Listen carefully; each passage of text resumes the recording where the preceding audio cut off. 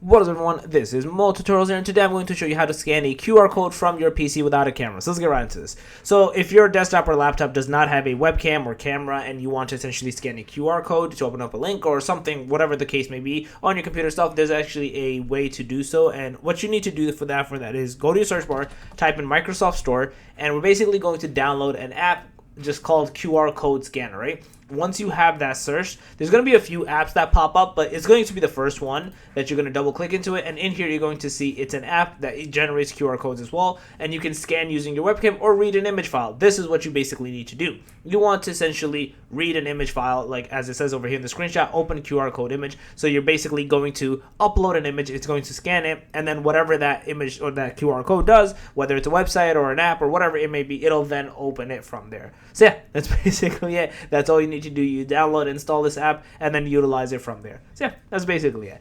If you guys like the video, please thumbs up, go to the channel, make sure to subscribe, click that notification bell, and that much out. Peace.